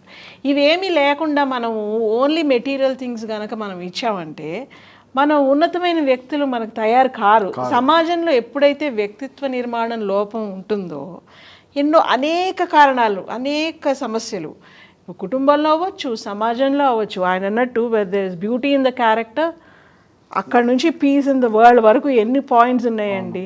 అది మనం డెవలప్ చేయాలంటే మనం అందరం ఎంత శ్రద్ధ పెట్టాలి. డెఫినెట్లీ కదా. అంటే ఎక్కువ శాతం ఇవాళ కనీసం ఫ్యామిలీ మొత్తం కూర్చొని కలిసి భోజనం చేసే పరిస్థితి కూడా లేదు. చాలా ఇంపార్టెంట్, ఒకళ్ళు ఇన్సిస్ట్ చేయాలి. డే టు డే లైఫ్లో ఇంత బిజీ షెడ్యూల్స్ మావన్నీ. అంటే నేను వచ్చేటప్పటికి పిల్లలు పడుకుంటారు ఆఫీస్ నుంచి వచ్చేసరికి, అంటే ఫాదర్ ఆఫీస్ నుంచి వచ్చేసరికి పిల్లలు పడుకోవడము, మదర్ వచ్చేసరికి పడుకోవడము, తినేసి రాత్రి కూడా భోజనం చేసి పడుకుంటారు. కనీసం పిల్లలతో టైం స్పెండ్ చేసి మీరన్న స్టోరీ టెల్లింగ్ ఉంది కదా, అది కూడా చెప్పి బాండింగ్ డెవలప్ చేసుకోవాలంటే లేదు. మా ఇద్దరు గొడవలే సరిపోతున్నాయి, ముందు భార్యాభర్తలు ఇద్దరు గొడవలే సరిపోతున్నాయి వీళ్ళకి. ఇంకా పిల్లలతో వీళ్ళు స్పెండ్ చేసి వీళ్ళు డెవలప్ చేసుకునేంత అక్కడ ఏమీ కనిపించడం లేదన్నమాట. వీళ్ళకు ఉన్న డిఫరెన్సెస్ వేరండి, అది సెపరేట్, అది మీరు మాట్లాడుకునే డిస్కషన్ వేరు. But when it comes to family, when you have, మీరు ఒక ఫ్యామిలీ ఉండాలి అనే ఆలోచన చేసినప్పుడు దానికి కొంత ఎజెండా ఉండాలి కదా. How why did they ask you, why did you bring them into this world? Then మనకు ఒక రెస్పాన్సిబిలిటీ ఉంది కదా. ఆ రెస్పాన్సిబిలిటీ మనం కరెక్ట్గా నిర్వహిస్తున్నామా లేదా అనేది మనం ప్రతి ఒక్కరు ప్రశ్నించుకున్నారనుకోండి, అందరూ ఎవరి బాధ్యతలు వాళ్ళు సక్రమంగా చేస్తే సమాజం బాగుంటుంది. ఫ్యామిలీ ఈజ్ అ బ్లాక్, యూనివర్స్కి one of the primary block. అది కనుక కరెక్ట్గా ఉందంటే మొత్తం స్ట్రక్చరే బాగుంటుంది. సో దాని పట్ల ప్రతి ఒక్కరు like you should take an oath, today I am starting a family. Then ఇవాళ నా ఇంట్లో నేను నా పరిసరాల్లో పెరిగే పిల్లలకి నేను ఏమి ఇస్తున్నాను, వీళ్ళు సమాజంలో బయటికి వెళ్తే మంచి పౌరులుగా ఉంటారా లేదా అనే బాధ్యత తల్లిదండ్రులు తీసుకోవాలి, విద్యాలయాలు తీసుకోవాలి, అందరూ తీసుకోవాలి. అప్పుడు ఈ సమస్యలు రావు. అయితే మ్యారేజ్ బ్రేక్ డౌన్ అయిపోయింది, కలిసి ఉండడానికి వాళ్ళిద్దరికి అవకాశమే లేదు. దీని తర్వాత వాళ్ళిద్దరు విడిగా ఏదో whatever the reasons it may be, ఏ కారణాలైన చేత అవ్వనివ్వండి, గొడవలు పెద్దవైపోయి విడిపోతున్నప్పుడు డిప్రెషన్లోకి వెళ్ళడం స్టార్ట్ చేస్తున్నారు. అప్పటిదాకా అంటే ఫ్యామిలీ లైఫ్ని ఒక రేంజ్లో ఊహించుకొని లైఫ్ స్టార్ట్ చేసిన వాళ్ళు కలవకపోవడం, కంపాటిబిలిటీ లేకపోవడం వల్ల భార్యాభర్తలు ఇద్దరి మధ్య అది బ్రేక్ డౌన్ ఆఫ్ మ్యారేజ్ అయిపోయింది పూర్తిగా. విడిపోయిన తర్వాత వీళ్ళు చాలా స్ట్రెస్ ఫీల్ అవుతున్నారు, డిప్రెషన్ అవుతున్నారు, వాళ్ళ కెరియర్ని కూడా లీడ్ చేయలేకపోతున్నారు, జాబ్ని పర్సనల్ లైఫ్ని బ్యాలెన్స్ చేసుకోలేక చాలా ఇబ్బందులు పడుతూ ఆల్కహాలిక్ అడిక్ట్ అవుతున్నారు, తర్వాత ఏమైనా సబ్స్టాన్సెస్ తీసుకోవడానికి అడిక్ట్ అవుతున్నారు. ఇవాళ అంత దారుణమైన పరిస్థితుల్లోకి వెళ్ళిపోతున్నారు మేడం. అది అంటే చెప్తున్నారు కాదండి, ఇప్పుడు ఒక బాండ్ అనేది ఉందండి. ఇప్పుడు ఒక పెళ్ళి అనే ఆ బాండ్లో మీకు అది సరిపడలేదండి, మీరు బయటకు వచ్చారు, పెద్ద నష్టం ఏమీ జరగలేదు, మీకు అది సరిపడలేదు, మీరు బయటకు వచ్చారు. పెళ్ళి చేసుకోకుండా లేకపోతే సింగిల్గా ఉండి ప్రపంచంలో చాలా విజయాలు సాధించిన వాళ్ళు ఎంతమంది ఉన్నారు? వన్ బెస్ట్ ఎగ్జాంపుల్ మన రతన్ టాటా, అబ్దుల్ కలాం ఎంత ఇచ్చారండి. వాళ్ళిద్దరూ ఇచ్చినంత దేశానికి ఎవరు, వాజ్పేయి గారు దేశానికి ఎంత ఇచ్చారండి, సమాజానికి ఎంత ఇచ్చారు. నేను అలా గొప్పగా ఏదైనా చేయగలుగుతానేమో, అందరూ సామాన్యంగా అందరిలాగా ఈ బంధంలోనే ఉండి చేయాల్సింది కాదేమో అని ఆలోచన చేశారనుకోండి, అందులోంచి బయటపడవచ్చు కదా. మీ ఆఫీస్లో, మీ బిజినెస్లో మీరు సక్సెస్ అవ్వండి. సబ్స్టెన్స్ మీద ఎందుకు డిపెండ్ అవ్వాలి? మీకు బెటర్ ఫీలింగ్ కోసం మెడిటేషన్ చేయొచ్చు, యోగా చేయొచ్చు, మంచి హాబీ చేసుకోవచ్చండి. If you make hobby as a habit you will feel better. Painting చేయొచ్చు, మ్యూజిక్ వినొచ్చు, డాన్స్, యూ కెన్ కొత్త హాబీస్ ఎన్నైనా మనం అలవర్చుకొని ఆ ఒత్తిడి నుంచి బయటపడవచ్చు. ఒత్తిడి ఉందంటే ఫస్ట్ ఇమీడియట్లీ ఏది చూస్తున్నామంటే నెగిటివ్గా స్ట్రెస్ బస్టర్స్ ఏవి అంటే ఈ సబ్స్టెన్స్ అబ్యూస్, ఆల్కహాల్, డ్రగ్, వీటికి వెళ్ళిపోతున్నారు. ఇదే వే ఆఫ్ స్ట్రెస్ రిలీవింగ్. మన సినిమా, మన మాధ్యమాలు కూడా అలాగే చూపిస్తున్నాయి. స్ట్రెస్ అంటే అదే కాదే ఇంకో రకంగా కూడా చేయొచ్చు కదా. మంచి వాక్ వెళ్ళొచ్చు, లేకపోతే ఇంకెక్కడికైనా వెళ్ళొచ్చు. నేను ఒకవేళ నేను నిజంగా నా వైఫ్తో గొడవలు అయినాయి, నేను విడిగా ఉంటున్నాను, లేదు నా హస్బెండ్తో గొడవలు అయిపోయినాయి, విడిగా వెళ్ళిపోతున్నాను, నా లైఫ్ నేను లీడ్ చేస్తుంటే నన్ను సొసైటీ నన్ను లీడ్ చేయనివ్వడం లేదు. ఎక్కడికి వెళ్ళినా నన్ను గుచ్చి అడుగుతారు ఇదే విషయాన్ని, నీ మ్యారేజ్ లైఫ్ ఏమైంది, ఎందుకు ఇంత, ఎందుకంటే బంధువులు రాబంధువులు లోకులు కాకులు అని ఒక పర్సనల్ లైఫ్ ని ఎవరు అంతగా ప్రశ్నించకూడదు అండి. ఐఎమ్ కంఫర్టబుల్ అండి, ఫైన్ అంతే. అప్పుడు మీరు ఎవరైనా అట్లా అట్లా కానీ ప్రశ్నించకూడదు అంటాం కానీ కొంతమందికి అదే పని అండి. ఎలా అంటే పక్కనోడి లైఫ్ ఎలా ఉంది అనేది చూడటమే పని. అదే వాడు ఇబ్బంది పడుతున్నాడా, వాడికి ఏమైనా ఇబ్బంది కలుగుతుందా, నేను ఎక్కువ మాట్లాడడం వల్ల, లేదు తను నిజంగా ఆ బాధలో ఉన్నప్పుడు మనం ఎందుకు టచ్ చేయడం అనే ఆలోచన కూడా, జ్ఞానం కూడా ఉండట్లేదు కొందరికి. అది ఉండకుండా వాళ్ళని లైఫ్ లోకి మళ్ళీ నార్మల్ అవ్వడానికి హెల్ప్ చేయాలి కానీ దాన్ని మళ్ళీ బాధ పెట్టే రకమైన ప్రశ్నలు అడగకూడదు. అడగకూడదు. వాళ్ళు మీకు తెలిసింది వాళ్ళు చెప్పాలనిపించి వాళ్ళు చెప్తే చెప్పనివ్వండి. మీరుగా ఎందుకు దాంట్లో ఇంట్రెస్ట్ తీసుకోవాలి? ఆగరే, అదే కదండి. వీళ్ళు ఇక్కడ సొసైటీని వదిలి వీళ్ళు పారిపోలేని పరిస్థితి. అప్పుడు మీరు సొసైటీలో ఉన్నప్పుడు ఈ చుట్టాలు లేకపోతే ఈ బంధువుల వర్గంలో ఉంటేనే బాగుంది. ఎన్ని క్లబ్స్ ఉన్నాయండి ప్రపంచంలో, ఎన్ని క్లబ్స్ ఉన్నాయి? ఆ క్లబ్స్లో మీకు పెళ్ళయిందా, మీకు పిల్లలు ఉన్నారా అని అడగరు. నీ హాబీ ఏంటి అని అడుగుతారు. నువ్వు అడ్వెంచర్ క్లబ్లో జాయిన్ అయితే, ఓ ఏమైనా అడ్వెంచర్ ఫస్ట్ టైం వచ్చావా, ఏదైనా చేయదలుచుకున్నావా, గో ఫర్ ఇట్. ఎందుకు ఈ గ్రూప్లో ఉండాలనుకుంటున్నారు? మీరు ఐడెంటిటీని ఎందుకు ఈ గ్రూప్లో ఎత్తుక్కుంటారు? ఈ గ్రూప్ వదిలేయండి కొన్ని రోజులు. అప్పుడే మీరు ఎక్కడైనా ఏ పర్వతం ఎక్కి మీ ఫోటో పడినప్పుడు అప్పుడు మీ గ్రూప్ అడిగితే మీ ఫోటో చూసాం అంటారు. అప్పుడు మిమ్మల్ని అదే అడుగుతారు కానీ మీ ఫ్యామిలీ లైఫ్ గురించి అడగరు. ఇదే మేడం ఏంటంటే ఎక్కువగా ఇవాళ ఈ రీసెంట్గా పెరుగుతున్న సినారియోలో మాకు పెళ్ళైంది 2-3 ఏళ్ళు అయింది కానీ పిల్లలు పుట్టడం లేదు. మా అత్తగారికి మామగారికి కూడా అంత బాధ లేదు. సరే అమ్మ పుట్టినప్పుడే అంటారు. బట్ కానీ మేము ఎక్కడికి వెళ్ళినా, ఏ ఫంక్షన్ అటెండ్ అవ్వనివ్వండి, ఎటన్నా వెళ్ళినా కానీ మాట్లాడితే పిల్లలు పుట్టలేదని అడుగుతారు. సో నా హస్బెండ్ కానీ నా అత్తగారి వైఫ్ కానీ ఏదో కొంత వాళ్ళు ఫీల్ అవుతారు, but they don't share it with me, పాజిటివ్గానే ఉన్నారు.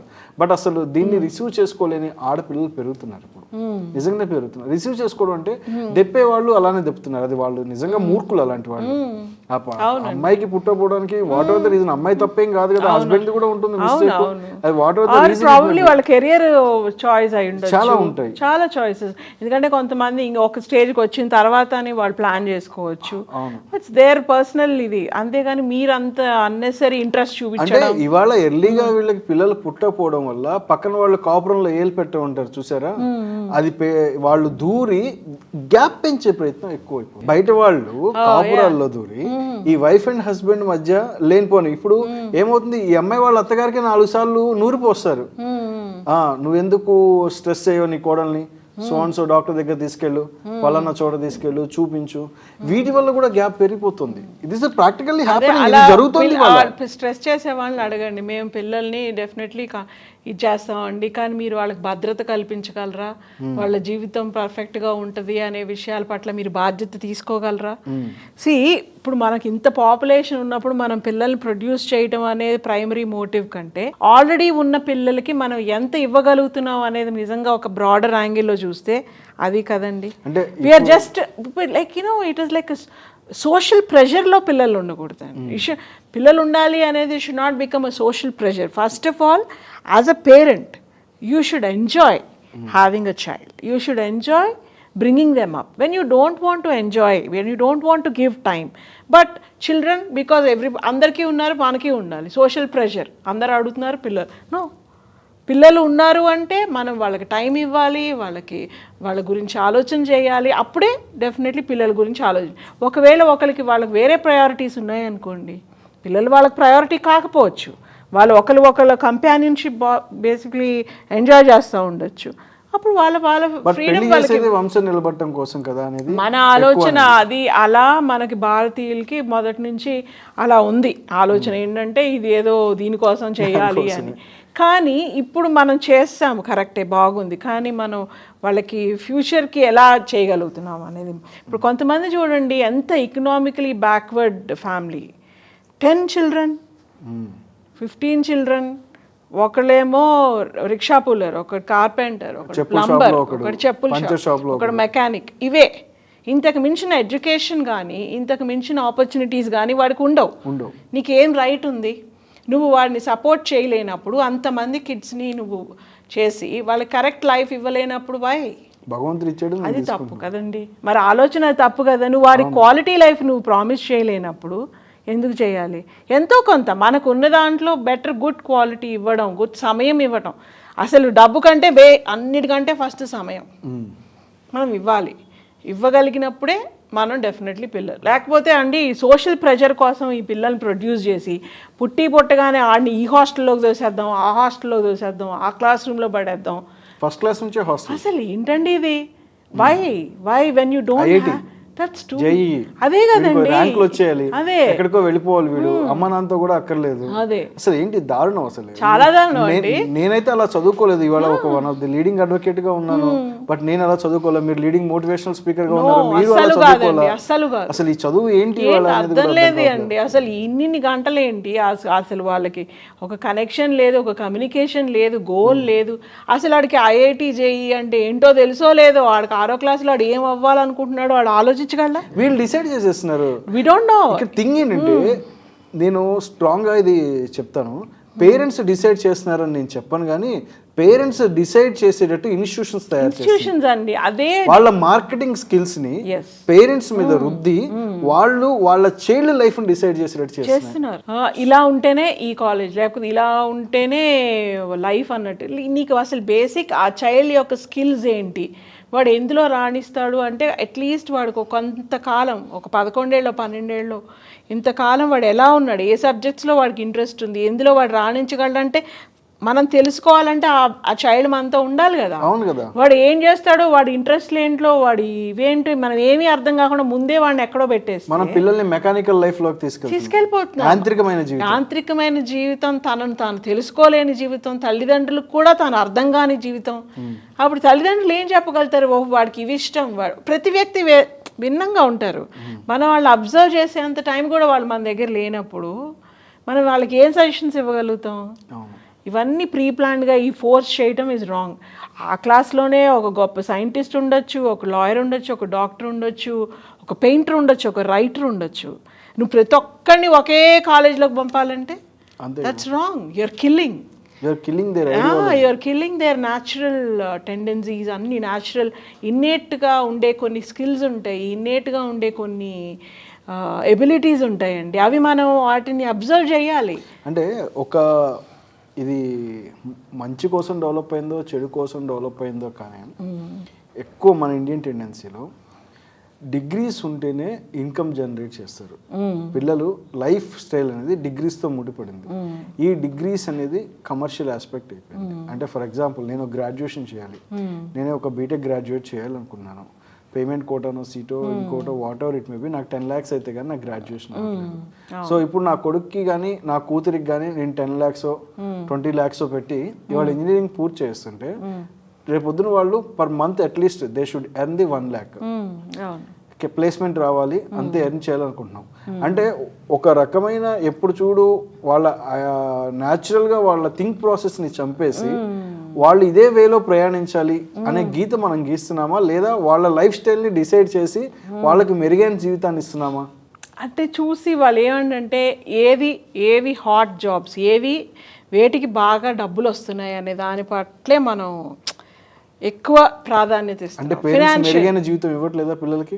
మెరుగైన జీవితం ఇస్తున్నారంటే వాళ్ళ ప్రాధాన్యతలు దానిని బేస్ చేసుకుని ఉన్నాయి. నువ్వు ఏది హ్యాపీగా ఉంటావు అనే దానికన్నా ఎక్కడ డబ్బులు ఉన్నాయి, ఎక్కడ ఆపర్చునిటీస్ ఉన్నాయి, డబ్బుతో హ్యాపీనెస్ వస్తుంది. అదే మన బిలీఫ్. అది మనం ఏది కొనగలుగుతామో పేరెంట్స్ అనుకునేది అనేనండి. బట్ టు అన్ ఎక్స్టెంట్ మనం అది డినై చేసిన ఫ్యాక్ట్ డినై చేయకూడదు. డబ్బుతో కొంతవరకు కంఫర్ట్ ని మాత్రం కొనుక్కోగలరు. హ్యాపీనెస్ నో, హ్యాపీనెస్ కొనుక్కోలేరు ఎవరు. Happiness is an inner feeling. Happiness has got nothing to do. అది ఎలా డెవలప్ చేసుకోవాలో కూడా తెలియదు. ఎందుకంటే పేరెంట్స్ ఫెయిల్ అయ్యారు ఫస్ట్ ఆ విషయం. అవునండి. పిల్లలకి ఏం నేర్పిస్తారు? పిల్లలకి నేర్పించడానికి వాళ్ళకి తెలియదు. వాళ్ళు ఏమనుకుంటారు, మేము ఇలా ఉన్నాం కాబట్టి ఇంకా అవన్నీ ఉంటే వాళ్ళు హ్యాపీగా ఉంటారేమో అనుకుంటారు. కానీ ఇవాళ ఇది ఉంటుంది, నెక్స్ట్ ఇంకోటి అనిపిస్తుంది. ఎప్పుడైతే మన హ్యాపీనెస్ ఓన్లీ మెటీరియల్ పొజిషన్స్ మీద కనుక మనం డిపెండ్ అయ్యి అవి ఉంటుంది అనే అపోహలో ఉంటే అది రాంగ్.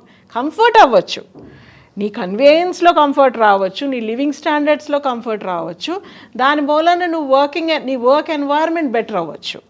సో నువ్వు లెస్ స్ట్రెస్ అనుభవించు. ఇప్పుడు చూడండి, ఇప్పుడు ఈ రూమ్లోనే ఎయిర్ కండిషన్ ఉంటే యూఆర్ ఫీలింగ్ బెటర్. ఇది same thing in a different AC off ఉందనుకోండి, we will not be that comfortable. So it can only add comfort to your life. It doesn't make your life happy all the time. Just so comfort add అవుతుంది. Comfort add అవటం వల్ల కొంత stress తగ్గుతుంది. ఆ stress తగ్గడం వల్ల లైఫ్ని బెటర్గా ప్లాన్ చేసుకోవచ్చు. సో దాని మూలన బట్ ఏదైనా సరే, ఏ ఫీల్డ్ అయినా సరే, మన చైల్డ్ ఎందులో ఎక్సెల్ అవుతారు, వాళ్ళకి ఆ బేసిక్ క్వాలిటీస్, ఆ ఫీల్డ్లోకి వెళ్ళడానికి కావాల్సిన నెసెసరీ క్వాలిటీస్ అయినా ఉన్నాయా లేదా. అందరూ ఎక్సెప్షనల్ కాకపో ఉందా లేదా అని చూడకపోవట్ల. వాడు అసలు ఈవెన్ ఎగ్జామ్లో సప్లిమెంటరీలు రాసినాడు కూడా వాడు కూడా ఇంజనీర్. ఆశ్చర్యంగా ఉంటుందండి. అయినా సరే దే వోంట్ అండర్స్టాండ్. అరే చైల్డ్ ఇక్కడ ఇది అయ్యాడు, ఇబ్బంది పడ్డాడు, అలా ఆలోచించట్లా. నాకు ఒకటి చెప్పింది ఏంటంటే, మా అబ్బాయిని అసలు నేను సాఫ్ట్వేర్ ఇంజనీర్ అని చెప్పకపోతే పిల్లనిచ్చేవాడు లేడీ వాడు. అదే అలా ఆ బేస్ మీద వాడు మా అబ్బాయి పలానా ఉద్యోగం చేస్తున్నాడు అని చెప్పకపోతే కనుక అసలు ఆ అబ్బాయికి పిల్లని ఇవ్వరు. ముందు వాడికి పెళ్లి కాదు, వాడి లైఫ్ సెట్ అవ్వదు. అలా పెళ్లి కాకపోతే లైఫ్ సెట్ అవ్వదు. ఇదే భావజాలంతో వాడిని పిల్లాన్ని చిన్నప్పటి నుంచే ఏ కోర్స్ చేయించాలనేది డిసైడ్ అయిపోతున్నారు. అది ఆ పాయింట్ ఆఫ్ వ్యూలోనే. ఇక పెళ్లి అనేది ఒక ఎండ్ పాయింట్. ఈ పెళ్లి అనే end point I think is not ఇంకా right for this generation. I understand the spiritual significance of పెళ్ళి, అదంతా సనాతన ధర్మంలో ఉన్నది, డెఫినెట్లీ ఒప్పుకుంటాం, దానికి నిజంగా ఉంది. కాకపోతే ప్రతి ఒక్కరి మీద అది రుద్దాలి, ఇదే మన ఎండ్ పాయింట్ అని చెప్పడం వలన ఏమవుతుందంటే అన్నెసరీ స్ట్రెస్, అన్నెసరీగా ఒక రకమైన ఏంటంటే దానికే లింక్ పెట్టేసుకోవడం ఎందుకు. ఒక ఇండివిజువల్గా బతకనివ్వండి, వాడికి నిజంగా చేసుకోవాలి, వాడు చేసుకుంటాడు. మీరు ముందు నుంచి ఎందుకు స్ట్రెస్? వాస్తవం. వాడికి సమయం వచ్చినప్పుడు వాడు చేసుకుంటాడు, లేకపోతే మీరు హెల్ప్ చేయండి. కానీ మొదటి నుంచి మన ప్రతి ప్రణాళికలో అదే ఒక ఏమంటారు, అదే గమ్యస్థానం లాగా, అదే ఇంపార్టెంట్ పాయింట్. ఇవాళ మీరు అన్నట్టు చిల్డ్రన్ అంటే ఏదో సోషల్ ప్రెజర్ అయిపోయినట్టుగా ఫీల్ అయిపోయి ఈ సోషల్ ప్రెజరే వద్దు మాకు అనుకొని కొత్తగా ఒక కాన్సెప్ట్ డెవలప్ అయింది, డింక్స్ అని. Dual income with no kids. ఇవాళ majority of the couple are choosing that life style అండి. బట్ కానీ పెద్దవాళ్ళ నుంచి సీరియస్గా ఆ కాన్సెప్ట్ అపోజ్ అవుతుంది. మన ఆర్థోడాక్స్ కల్చర్లో, ఎక్స్క్లూజివ్లీ ఇండియన్ ట్రెడిషన్, ఇండియన్ కల్చర్లో అట్లీస్ట్ ఇది వరకు ఫస్ట్ మనకి 2 kids చాలు అనుకునే కాన్సెప్ట్ తోటి చాలా మంది వచ్చారు. తర్వాత 1 or none, 2 పిల్లలు కాకపోతే 1 పిల్లాడు, లేకపోతే ఇప్పుడు 1 or none అన్న ఉంది. అప్పుడు ఇప్పుడు కంప్లీట్లీ నన్, అసలు వద్దు, పిల్లలే వద్దు, డ్యూయల్ ఇన్కమ్, ఇద్దరం సంపాదించాలి కానీ పిల్లలు వద్దు.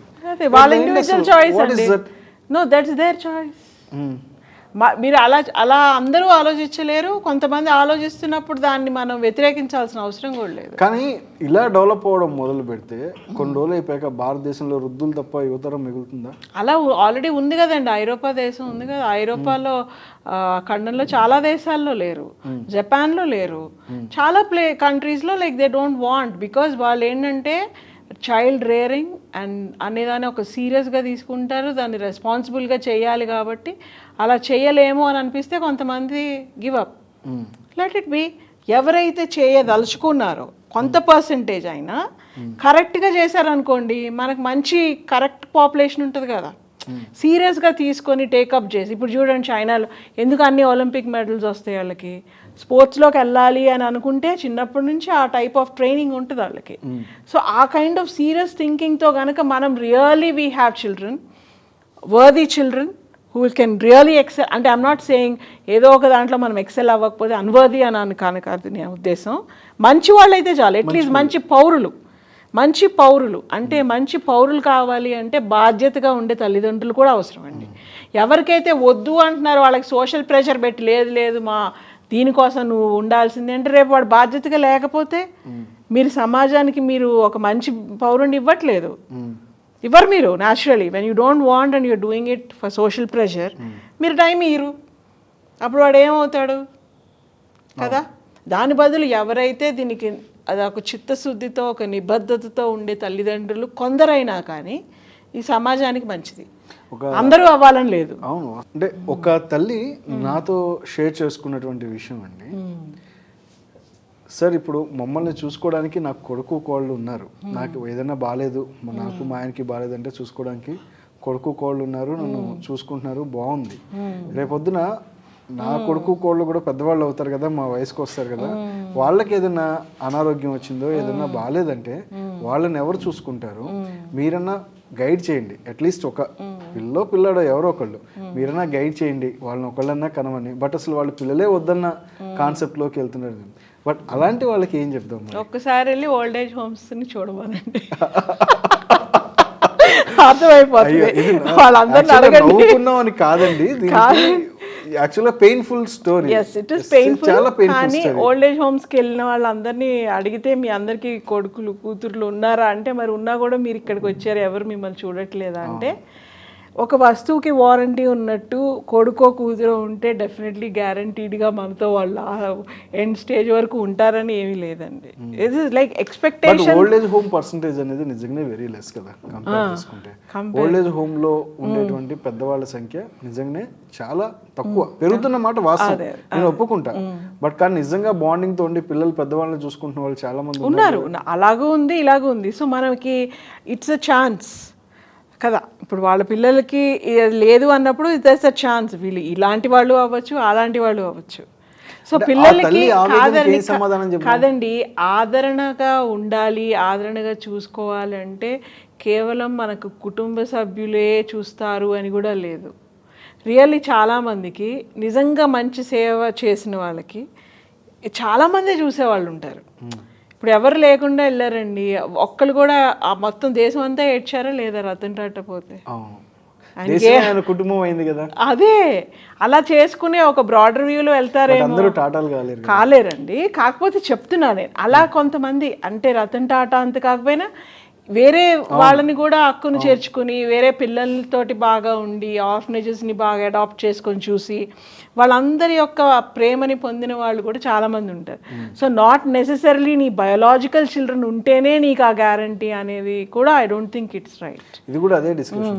అంటే ఇంతమందిని అడాప్ట్ చేసుకుంటే ఇంతమందిని చూసేటప్పుడు పెళ్ళైంది కదా, ఒక్క పిల్లనో పిల్లనే కంటే తప్పేంటి, అది వీళ్ళ ఫీలింగ్. ఎందుకంటే మనకు ఒక జనరల్గా ఏంటంటే ప్రతి స్పీషీస్కి ఆ propagation of the same species అనేది జనరల్ బయోలాజికల్ ఇది. అది అసలు దానికి పట్టుకొని వీళ్ళు ఇలాగే ఉండాలి అనే ఆలోచన ఉంటుంది పెద్దవాళ్ళకి. వీళ్ళు ఏం ఆలోచిస్తున్నారంటే అలా కాకుండా వేరేగా లైఫ్ని స్పేస్ని ఎందుకు క్రియేట్ చేసుకోకూడదు, ఇంకో రకంగా ఎందుకు ఆలోచించు.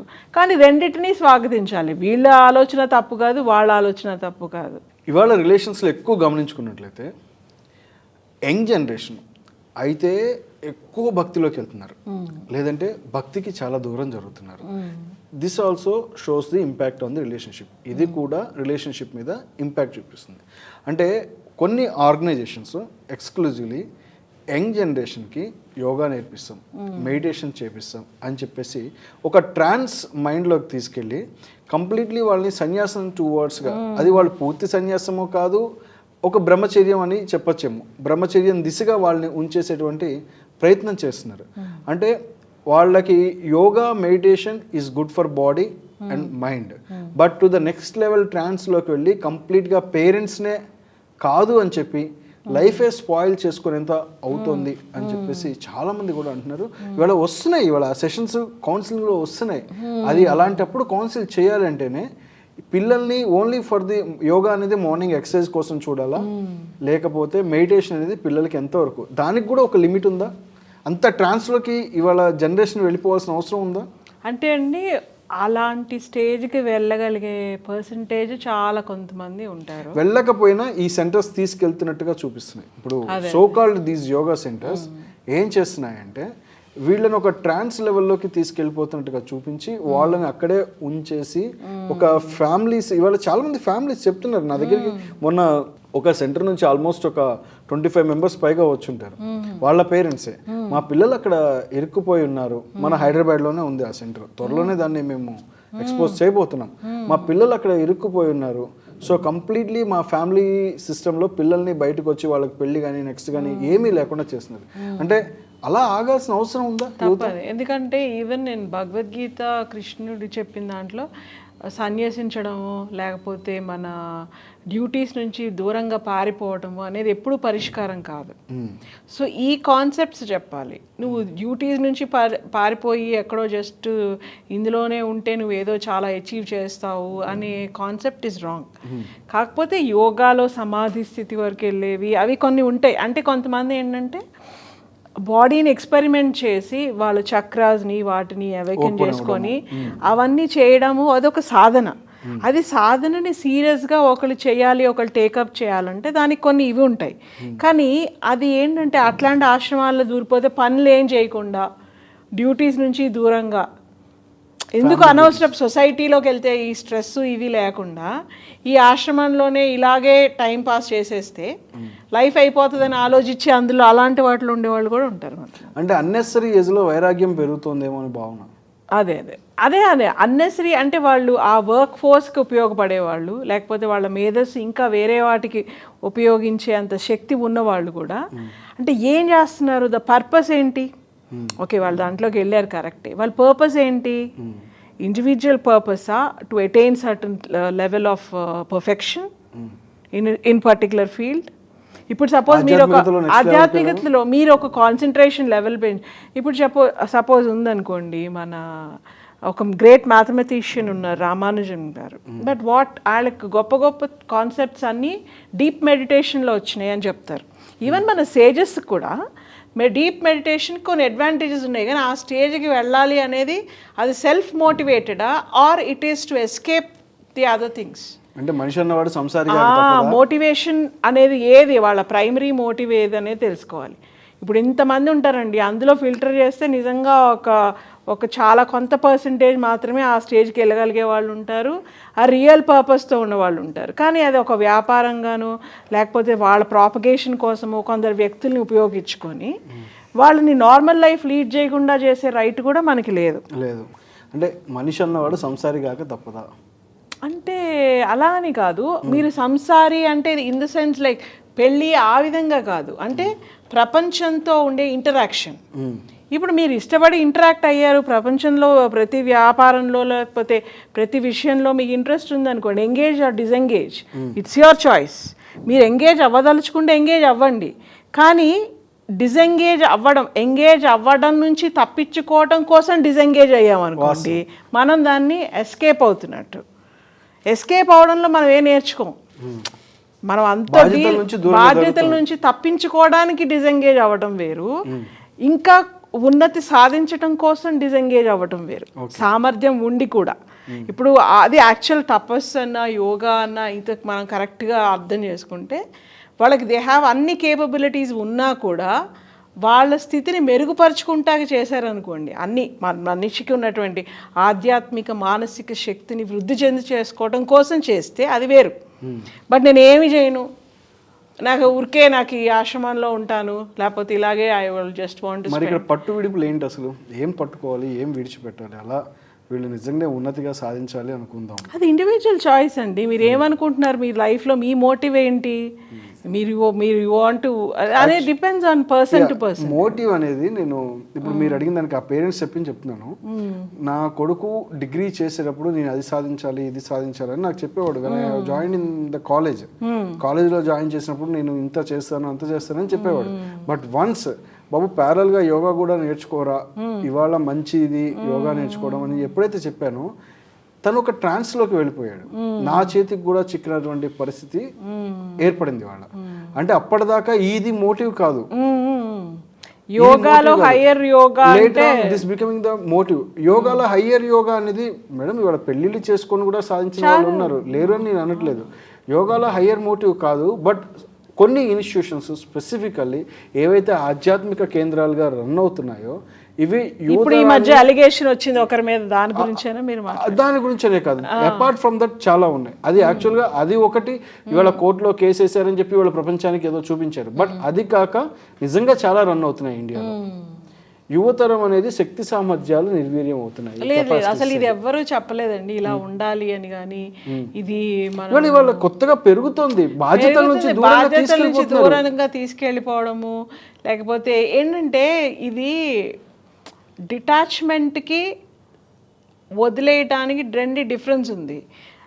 మనకి ఏం ప్రీచ్ చేశారంటే అన్ని కంఫర్ట్స్ ఉన్నా ఎన్ని మనం ఎర్న్ చేసినా కూడా బీ డిటాచ్డ్ అన్నారు, కానీ డోంట్ ట్రై ఫర్ దెమ్ అని చెప్పాల, ప్రయత్నం చేయమన్నారు. ఇప్పుడు పాండవులు ఉన్నారనుకోండి, మహాభారతంలో యుద్ధం చేయాలి, సామ్రాజ్యం మళ్ళీ తిరిగి సంపాదించాలి, అన్నీ చేశారు.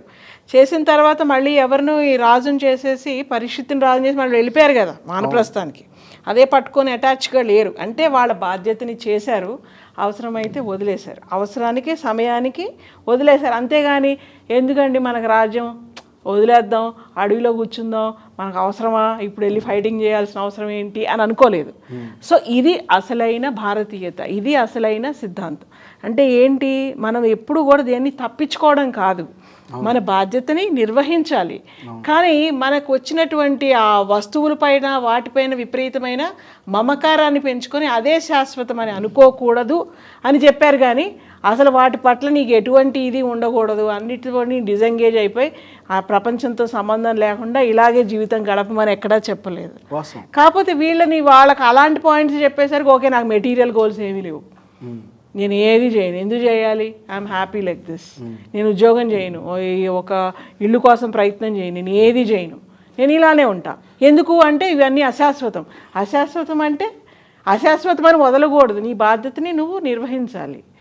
నువ్వు అలాంటి పర్సనల్ చాయిస్ చేసుకున్నావంటే దానికి కారణాలు ఏంటో కూడా చెప్పాలి కదా. వాస్తవం. అంటే వీళ్ళకి కూడా అర్థం అవుతుందంటే కొంతమంది మహర్షులు కానీ పుణ్యపురుషులు కానీ ఎవరు కూడా జీవితాన్ని పూర్తిగా త్యజించలేదు, ఎక్కడ లేదు. ఇవాళ పిల్లలు మెజారిటీ ఆఫ్ దెమ్ ఆ ట్రాన్స్లోకి వెళ్ళిపోయి అసలు అన్ని వదిలేసి మీరు అన్నట్టు బాధ్యతలు తప్పించుకునే విధంగా ఎస్కేప్ అయ్యే విధంగానే ఉంటున్నారు. అంటే ఒకళ్ళిద్దరు మాటలు వాళ్ళని మోటివేట్ చేసి ఆ విధంగా వెళ్ళేటువంటి స్థితిలోకి వాళ్ళు వెళ్తున్నారు. అంటే దీనికి ఒక కారణం ఉంది. అసలు పిల్లాడు గ్రాడ్యుయేషన్ ఆ స్థాయి వచ్చేంత వరకు ఫ్యామిలీ సిస్టంలో అసలు చిన్నప్పటి నుంచి ఒక ఆధ్యాత్మికత సరైన విధానంలో నింపకపోవడం కూడా తప్పు. కరెక్ట్. సో అప్పుడు ఏమవుతుందంటే నీకు కొంచెంగా ఒక క్యాప్స్యూల్ లాగా కొంత జ్ఞానం అందినప్పుడు నీకంటూ కొన్ని ఆలోచనలు ఏర్పడే అవకాశం ఉంది. నువ్వు అసలు చిన్నప్పటి నుంచి ఏమీ వినలేదు, నీకు అసలు యోగా అంటే ఏంటో తెలీదు, మెటీరియలిజం అంటే ఏంటో తెలీదు, ఇమ్మెటీరియలిజం అంటే ఏంటో, సడన్గా ఒక కొత్త ప్రపంచంలోకి తీసుకెళ్ళి వీళ్ళందరూ బతికేది false life, this is the true path అని ఎవరైనా చెప్పారనుకోండి, సో సడన్గా మీరు అన్నట్టు ఒక షిఫ్ట్ అవకాశం ఎక్కువ ఉంటుంది. అలా కాకుండా వాళ్ళకి అన్నీ తెలిసి ఇది తెలుసు అది తెలుసు అనుకోండి, ఒక నిర్ణయం చేసుకోవడానికి రెండిటి మధ్య ఒక బ్యాలెన్స్ చేసుకోవడానికి ఒక సరైన ఎక్స్పోజర్లో వాళ్ళు ఆలోచించగలరు.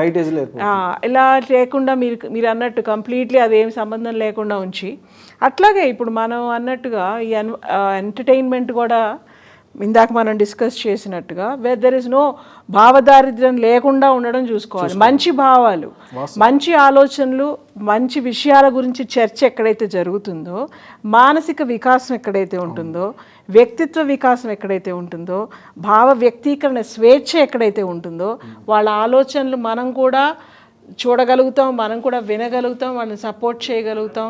అప్పుడు వాళ్ళు కూడా ఏం ఆలోచిస్తున్నారో మనకు తెలుస్తుంది. మనం మార్నింగ్ వెళ్ళిపోయే స్కూలు, ఈవినింగ్ వచ్చే స్కూలు, వాళ్ళకి మనకి కమ్యూనికేషన్ లేదనుకోండి, వాళ్ళు ఎలా ఆలోచిస్తారు?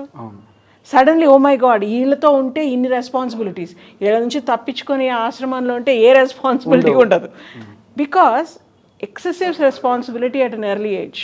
అవును, చూశారు కదండి, సంసారం అనేది ఒక బాధ్యత, దాన్ని తప్పించుకొని తిరిగేది కాదు. పిల్లల్ని కందామా వద్దా అని చాలామంది సందేహించేటువంటి తల్లిదండ్రులకి ఈ ఎపిసోడ్ వల్ల కొంత కౌన్సిలింగ్ సెషన్ అయితే అయిందని భావిస్తున్నాం. మళ్ళీ దీని సీక్వెల్ ఎపిసోడ్లో కలుద్దాం. అంతవరకు నమస్కారం.